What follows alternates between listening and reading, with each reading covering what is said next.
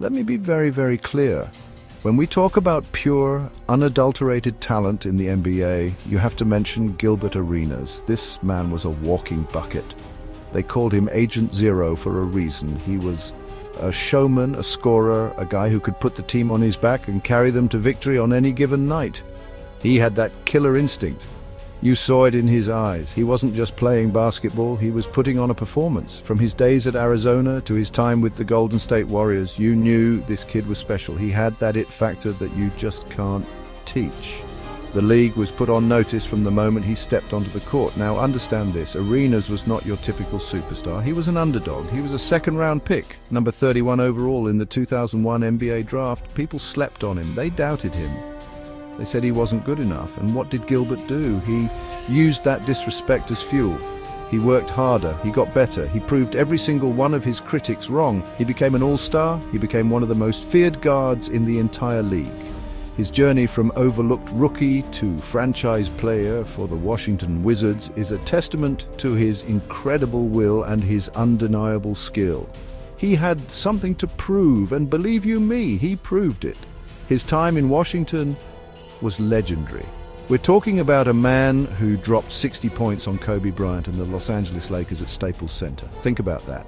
He went into Kobe's house and put on a clinic. He had ice in his veins. The big moments didn't scare him, they energized him.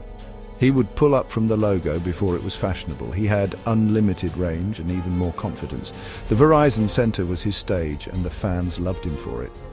He was their guy, their superstar, the one who made the Wizards relevant again. He was box office entertainment every single night. But here's the thing you have to understand about Gilbert. He wasn't just about the on-court theatrics. He was also a very, very smart businessman. He knew his worth. He knew that an NBA career is short. He saw other players get injured or fade away. He understood that the window to earn life-changing money is small. So while the bright lights and the big shots were what we saw, behind the scenes, Agent Zero was always thinking about the future. He was thinking about securing his family's financial well-being for generations to come. And that, my friend, is a part of his story that cannot be ignored. Now, let's talk about chasing the bag. What does that mean? It's simple. It means prioritizing your financial security. It means getting paid what you are worth. In the world of professional sports, where your career can end with one bad step, securing the contract, the bag is paramount. Gilbert Arenas wasn't just a player who subscribed to this philosophy. He was one of its most outspoken proponents. He made it very clear that while winning was important, getting that guaranteed money was his number one priority. He wasn't ashamed of it. He embraced it. He told the world that he was playing for the contract. This became crystal clear in 2008. The Washington Wizards offered him a massive 6-year, $111 million contract. Now, at the time, Arenas was dealing with a serious knee injury. He was a risk. The Golden State Warriors, his former team, also came calling. They reportedly offered him a chance to sign a smaller contract and then opt out to get a bigger deal later once he was healthy. But Gilbert wasn't having any of that. He wanted the guaranteed money right then and there. He wasn't going to gamble on his health. He took the $111 million deal from the Wizards without hesitation. He chose security over a potential bigger payday down the road. This decision defined his career path. He knew he might never be the same player again after the injury. He knew the Wizards might not be a championship contender with him on that massive contract. But he secured the bag. He locked in generational wealth. He has said it himself many times since retiring. He explained that he had kids to feed and a family to support. The money was life-changing. It was a business decision, plain and simple. While fans and analysts scream about championships, Gilbert Arenas was playing chess, not checkers. He was thinking about the long game, a game that extends far beyond the basketball court. Many people have criticized him for this. They say he should have been more focused on winning. They say he took the easy way out. But I ask you this, who are we to judge? How many of us, if offered a guaranteed $111 million, would turn it down for the chance to maybe win a title somewhere else for less money?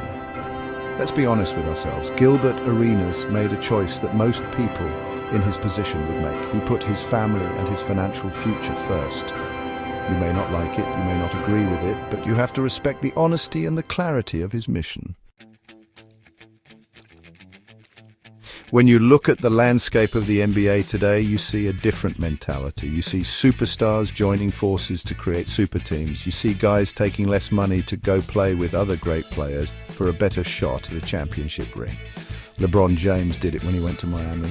Kevin Durant did it when he went to Golden State. It has become a common path for elite players who want to cement their legacies with titles. They are chasing rings. They believe that championships are the ultimate measure of a player's greatness. That is their prerogative, and for many, it has paid off handsomely.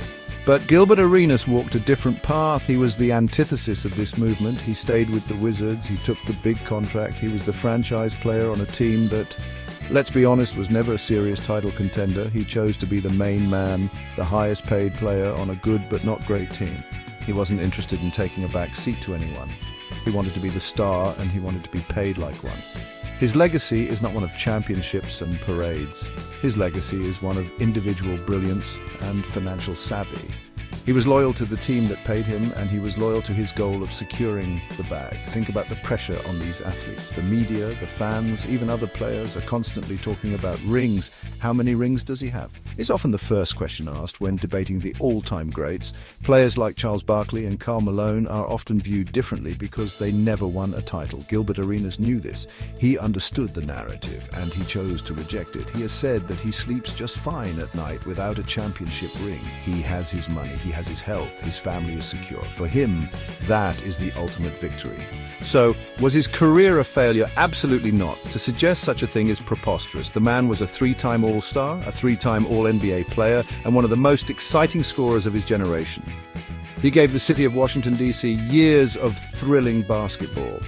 He created countless memories for fans, and he did it his way.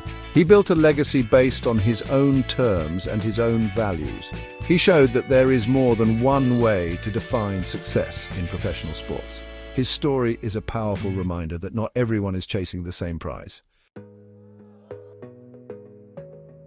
At the end of the day, this all comes down to a fundamental question. What is the true measure of success for a professional athlete? Is it the number of trophies in the case?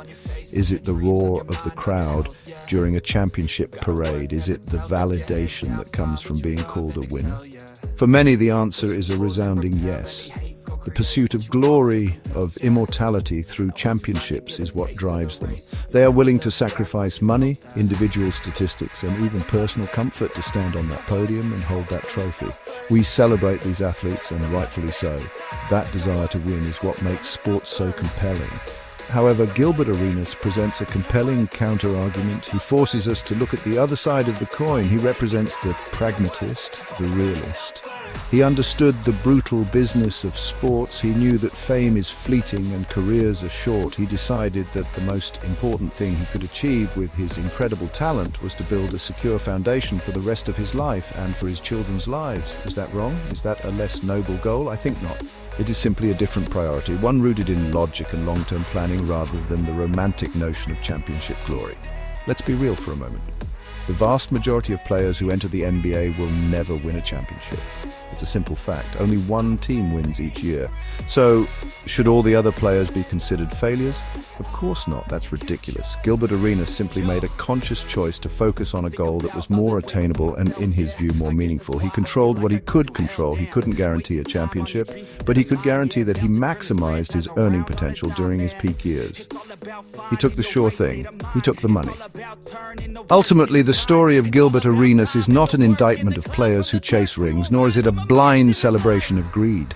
It is a much-needed lesson in perspective. It reminds us that athletes are human beings with diverse motivations and personal responsibilities. There is no one-size-fits-all definition of success. Whether you value the glory of the ring or the security of the bag is a personal choice. Gilbert Arenas made his choice, loudly and proudly, and whether you agree with him or not, you have to admit the man played the game, both on and off the court, on his own unapologetic terms. If you enjoyed this video, don't forget to like, share, and subscribe for more stories like this. Your support helps us keep bringing you great content.